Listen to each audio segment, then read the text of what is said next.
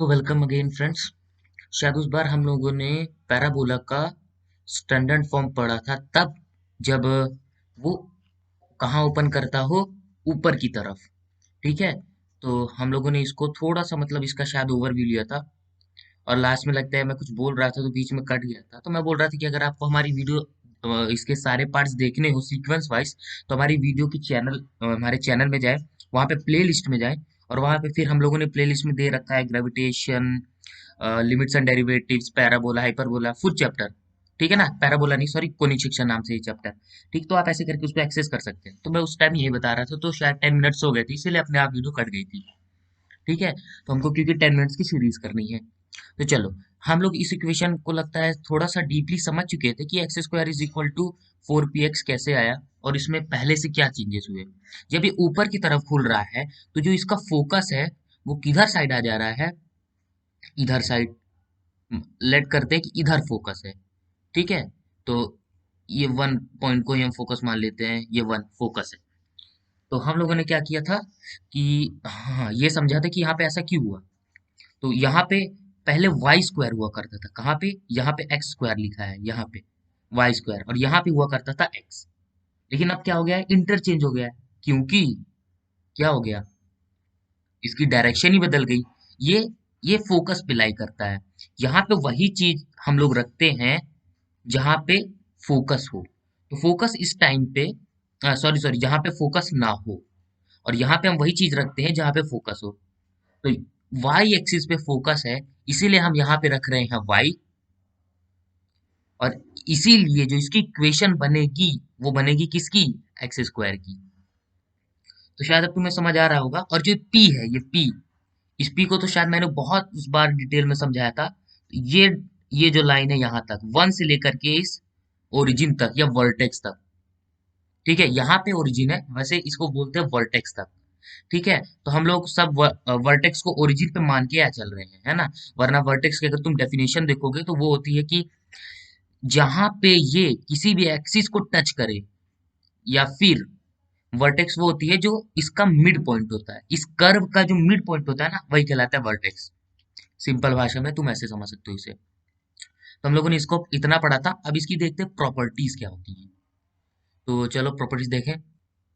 तो हम उस पैराबोला की प्रॉपर्टीज देख रहे हैं जो कहाँ पे ओपन करता है, ओपन्स अप, जो अपवर्ड ओपन कर रहा है, और उसका वर्टेक्स क्या है, 0 0 पे है, मतलब ओरिजिन पे है। तो हम उसकी प्रॉपर्टीज और या फिर कैरेक्टरिस्टिक देखने वाले हैं। ये रहे उसके कैरेक्टरिस्टिक। पी की डेफिनेशन नहीं बदलेगी, वही डेफिनेशन है। P is the distance from the vertex of the parabola to the focus और डायरेक्ट्रिक्स। ठीक है, टू द फोकस और डायरेक्ट्रिक्स। और ये जो कोऑर्डिनेट बनाता है, ये जो कोऑर्डिनेट बनाता है, ये बनाता है 0p। क्या बनाता है, 0p, फोकस का कोऑर्डिनेट बनाता है। तो शायद आपको ये भी समझ आ रहा होगा कि उस बार जो पहले का फोकस का कोऑर्डिनेट था वो क्या था। पहले का फोकस जो था उसका कोऑर्डिनेट क्या था, कुछ याद है आपको।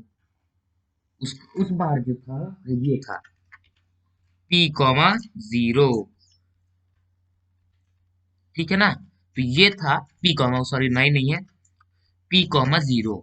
ये पिछली बार का कोऑर्डिनेट था, पर अब क्या हो गया, इंटरचेंज हो गया। अब इंटरचेंज क्यों हुआ, इसलिए हुआ क्योंकि क्या हुआ, फोकस भी तो बदला ना हमको। हाँ, लेकिन तुम बोलोगे कि सर पी, पी पी कहाँ पे हो गया।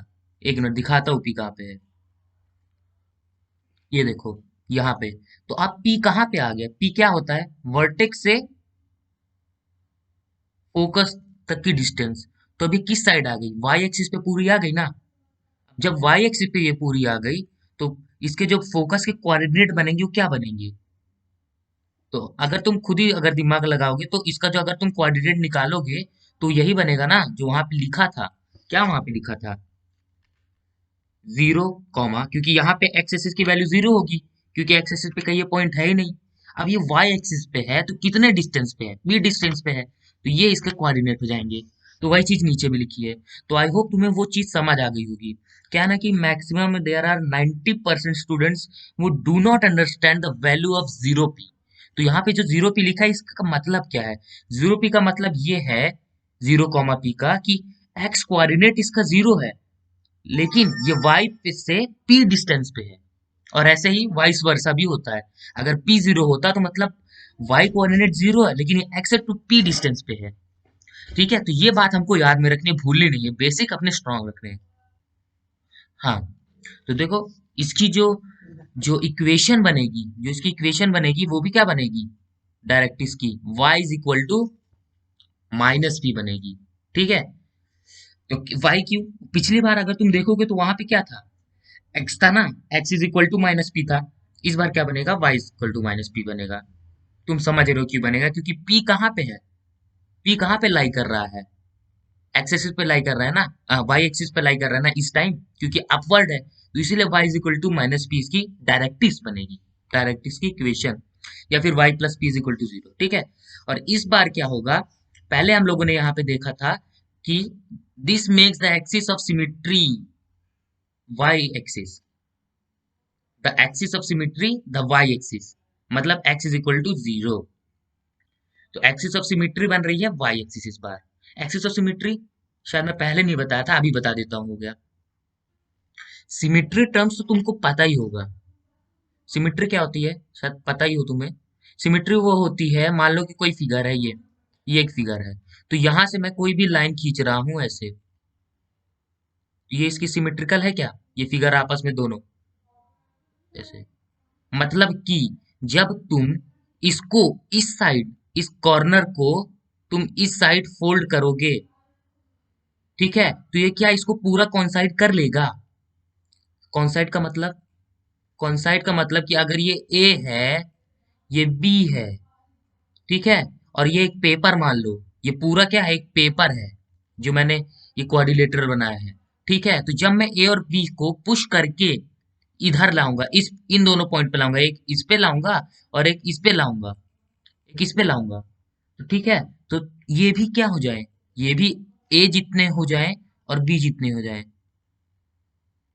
पूरा कॉन्साइड कर जाए, और एक भी पेपर बाहर ना दिखे, एक भी ना दिखे बाहर, ऐसा लगे कि ये सिर्फ एक रेक्टेंगल है। सिर्फ हमको कितना पार्ट दिखे, रुक जाओ, सिर्फ हमको कितना पार्ट दिखेगा, इतना पार्ट दिखेगा, जैसे ही हम फोल्ड कर लेंगे तो हमको पता ही नहीं चलेगा कि हम ए बी को उसके ऊपर ना आए, हमको लगेगा हम इतना काट आए दिए। ठीक है फ्रेंड्स, तो तुम सिमेट्री का मतलब लगभग तुमने आइडिया तो लगा ही लिया होगा, अगर तुम्हें नहीं पता होगा तो।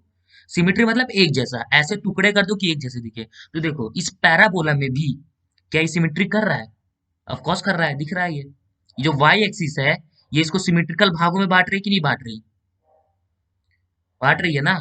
ये जैसे कि ये ऐसे पैराबोला है, अब ये रही मेरी वाई एक्सिस, ऐसे वाई एक्सिस आ रही ऐसे, ठीक है, तो देखो सिमेट्री कर रही है। अगर मैं इस पॉइंट को ऐसे मोड़ दूं, इस पॉइंट को सॉरी ऐसे, यहां से इस पॉइंट को ऐसे मोड़ दूं, ठीक है, इधर मोड़ दूं, तो ये पॉइंट यहाँ के ओवरलैप कर लेगा ना। तो अगर हम ऐसे मोड़ देंगे तो ये हमको कैसे दिखेगा, एक सेकंड में बताता हूँ, तो ये हमको कैसे दिखेगा, ऐसे लगेगा ही नहीं कि पिछले हम लोगों ने मोड़ा है, हमको लगेगा हम बीच से काट दिया है। ठीक है, तो एकदम ऐसा पोर्शन हमको दिखाई देगा मोड़ने के बाद, तो इसका मतलब ये सिमिट्रिकल है। और इसको सिमिट्रिकल लाइंस में, इसको सिमिट्री में कौन बांट रहा है, वाई एक्सिस से बांट रही है ना। वाई एक्सिस तो इसकी सेंटर लाइन बन रही है, जहां से हम लोग मोड़ के इसको सिमिट्रिकल कर रहे हैं, इसीलिए हम लोग क्या बोलते हैं वाई एक्सिस को, सिमिट्रिकल लाइन। अब समझ आया उस टाइम क्या बोलना चाह रहा था मैं, तो इसीलिए हम लोग क्या बोलेंगे वाई एक्सिस को सिमिट्रिकल लाइन। तो ये जो वाई एक्सिस है, ये क्या है, सिमिट्रिकल लाइन है। अगर तुम इसको यहां से ऐसे मोड़ दोगे ना, तो ये क्या, तो ये डिस्टेंस भी क्योंकि इसके सेम है, ये भी इसका सेम है, ये भी इसका सेम है, तो मतलब सेम नहीं, इसका मतलब है कि ये इसको क्या कर रही है, ये लाइन, इन दोनों को लाइन को जोड़ो, और देखो ये इसकी मिड पॉइंट है, ये देखो ये भी इसका मिड पॉइंट है, ये भी इसका मिड पॉइंट है। तो इसका मतलब कि जब तुम इसको जोड़ोगे तो ये मिड पॉइंट है, तो ये दोनों आपस में कोलैप्स कर जाएंगे, कोइंसाइड कर जाएंगे। तो ऑफ कोर्स यही से पता चल रहा है कि ये क्या है, सिमेट्रिकल लाइन है। ठीक है, तो चलो आज के लेक्चर में इतना ही, सिमेट्री तक ही हुआ और हम लोगों ने पूरा इक्वेशन पढ़ लिया। तो तब तक के लिए पढ़ते रहें। सेकंड पार्ट इसका जो अगला पार्ट है वो जरूर आएगा।